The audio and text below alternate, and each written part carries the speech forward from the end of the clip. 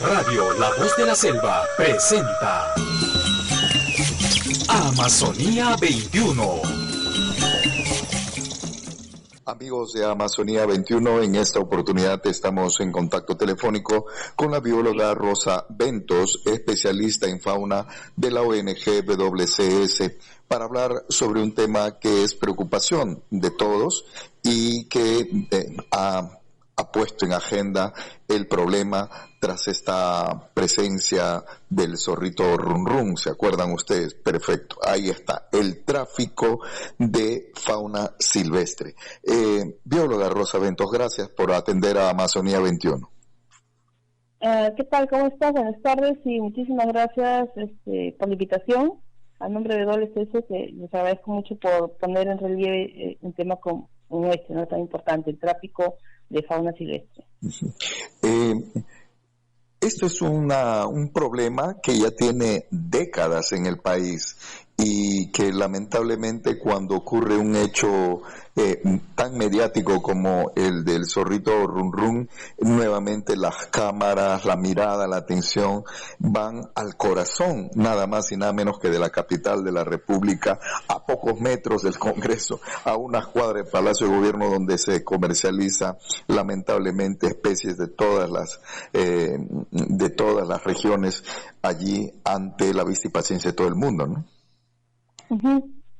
Sí, efectivamente, como bien lo señalas, Rubén, es un tema reciente, los datos, tanto la literatura cita, ¿no? Y como desde la década de los 60 por lo menos, se sabe de los grandes volúmenes de comercio, de demanda que existe por animales silvestres vivos, desde loros, primates, ¿no? Los datos que señalan cómo, principalmente de liquitos, cómo salían volúmenes importantes de pieles de jaguar, de nutria de río, ¿no? Y claro, cómo no, con el tiempo las cosas se han ido un poco fortaleciendo las medidas, ¿no? Como país y en el mundo en sí, ¿no? La aprobación, el establecimiento de la implementación de la Convención CITES, por ejemplo, en el año 75, es un hito en el cual se regula el comercio internacional de fauna silvestre, ¿no? Pues sin embargo, vemos que si bien a nivel internacional el comercio está regulado, a nivel local existe una demanda creciente, ¿no? Y posiblemente la gente, muchos desconozcan que el tener fauna silvestre, la compra de fauna silvestre, así como en la venta, pues es una cuestión ilegal, ¿no? Sobre todo en el caso que tú mencionas, ¿no? En una venta en el centro de Lima, en Quirón Ayacucho, ¿no? Todos son obviamente animales de origen ilegal, ¿no? Entonces no se puede saber de dónde proceden, ¿no?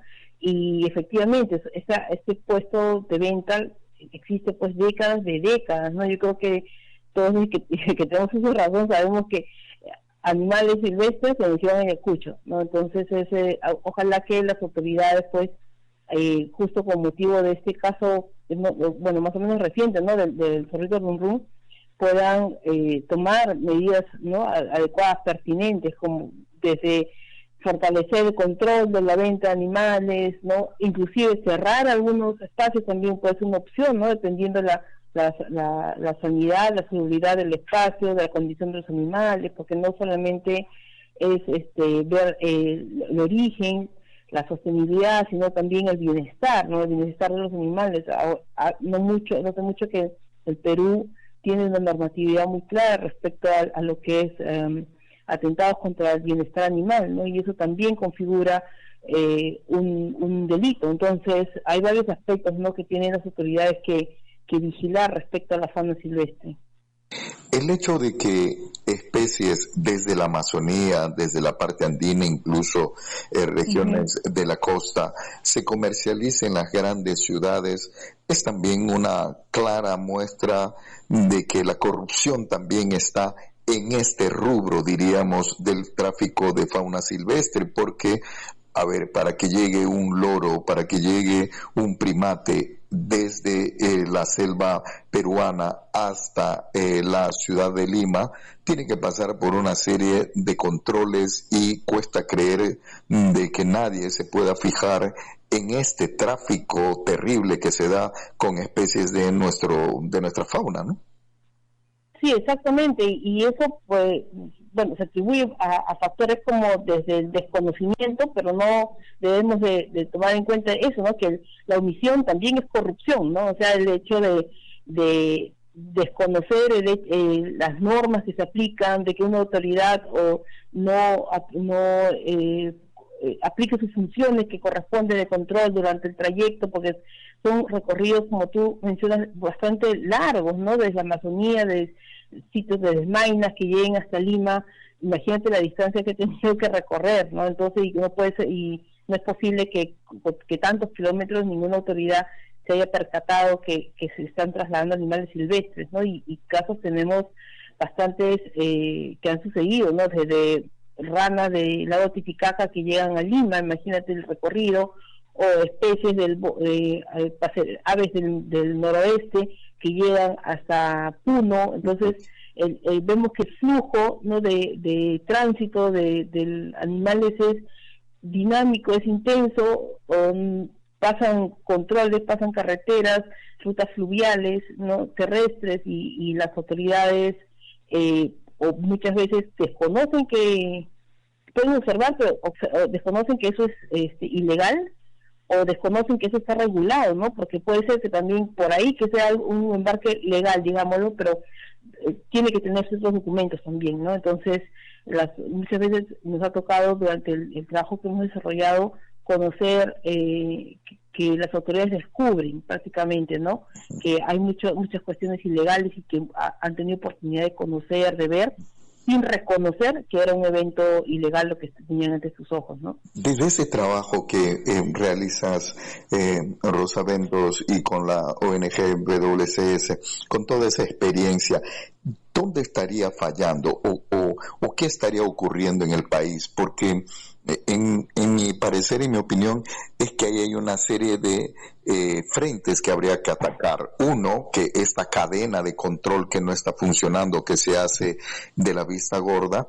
Y otro es desde que la falta de información, la falta de sensibilización a la misma ciudadanía, porque claro, un hecho delictivo como el tráfico de fauna silvestre se desarrolla, crece, porque hay consumidores, es decir, hay gente que compra y que tiene cabal conciencia de que eso no debe ocurrir, pero aún así lo hace porque quiere tener en casa un primate, un lorito que adorne su jardín. Sí, exactamente, ¿no? Como nosotros, en Perú existe una estrategia nacional para reducir el tráfico de fauna silvestre que contempla 3 objetivos estratégicos por donde se debe abordar este problema, ¿no? El primero está relacionado con lo que también lo reconoces, ¿no?, que es la demanda. ¿Cómo hacemos para reducir la demanda existente en las ciudades, sobre todo, ¿no?, en las capitales, tanto en Lima, Arequipa, Iquitos, ¿no?, las capitales, ¿no?, porque existe el ejemplo que tú acabas de describir, la importancia de las campañas, ¿no?, de sensibilización, de hacer saber a las personas que los riesgos que pueden incurrir cuando tienen animales silvestres, desde la transmisión de enfermedades, pasando por, obviamente, la reducción de la población, de las poblaciones silvestres, de las especies que están en cuestión. Entonces, son varios aspectos que se tienen que tomar en cuenta aquí. Entonces, para eso el abordaje está dirigido básicamente a ver campañas. Otro aspecto importante es la capacidad, el fortalecimiento de capacidades, ¿no? Como les mencionaba, hay desconocimiento, en algunos casos el número de personal también es súper reducido, ¿no? Hay tanto a nivel desde áreas protegidas y fuera de las áreas, ¿no? El Perú tiene áreas extensas, pero lamentablemente pues no existe un personal que pueda estar en toda la extensión que tiene el territorio, en puntos claves de control, ¿no? Muchos puestos de control tienen muy escaso personal, o no existe puesto de control a lo largo de todo el territorio, ¿no? Y el otro punto importante son las fronteras, ¿no? Lamentablemente, no sé si para bien o para mal, pero Perú tiene una fronteras de verdad que son en algunos casos las amazónicas muy complejas, ¿no? La geografía es todo un desafío, no es lo mismo la frontera que digamos con Chile que la frontera con Brasil, ¿no? Entonces geográficamente hay una gran diferencia, ¿no? Y por lo general pues las fronteras suelen ser porosas, ¿no? Hay muchos delitos que se cometen, tanto el tráfico, trata de personas, tráfico de drogas, de armas, etcétera, ¿no? Entonces ese es un punto, una acción estratégica para reducir el tráfico, es mucho el trabajo en fronteras, ¿no? Y fronteras y transfronterizo, porque de nada sirve, pues obviamente que todas las autoridades de Perú que trabajan de manera articulada cuando nuestro país vecino no lo hace, ¿no? Entonces es necesario, y esta estrategia aborda eso, ¿no? La intención de poder trabajar conjuntamente con los países vecinos. Entonces, y de esa manera es como de cierta forma se está desarrollando este trabajo, ¿no? Es un trabajo de hormiga realmente, pero creo que está teniendo algunos resultados. El tema de tráfico forma parte, por ejemplo, de los compromisos binacionales que asumen los presidentes cuando se reúnen en estos encuentros. Recientemente, por ejemplo, en Colombia no hubo uno, entonces el tema de tráfico está ahí, y eso para nosotros es esperanzador, ¿no? Poder saber que tiene este relieve, ¿no? El tema de tráfico a nivel de las agendas del país. Y reafirmar o remarcar finalmente, Rosa Ventos, y tú como bióloga, mejor que nadie, y algo ya nos adelantabas, que arrancar a una especie de su hábitat es trastocar la vida de este animal, pero también trastocar todo el ecosistema, porque un primate de una determinada especie convive con otras especies, o permite que insectos, o permite que plantas, es decir, es trastocar todo, ¿no? Exactamente, ¿no? O sea, es importante y muy clave el hecho de reconocer el rol que tienen que cumplen las especies dentro del ecosistema. Ejemplos hay varios, por el caso de las ranas, por ejemplo, ¿no? Que este tráfico que existe y bueno, en sí los anfibios es el grupo de organismos más amenazados del planeta en general, no solamente de Perú, sino en general entre las aves, mamíferos, reptiles y anfibios. Los anfibios son los que están muchísimo más amenazados de extinción. Y el hecho de removerlos del medio silvestre, de reducir poblaciones, de producir extinciones locales, pues tiene un efecto en la población humana. Por ejemplo, el hecho de que se extingan los anfibios aumenta, está demostrado que la reducción de anfibios aumenta la población de zancudos, ¿no?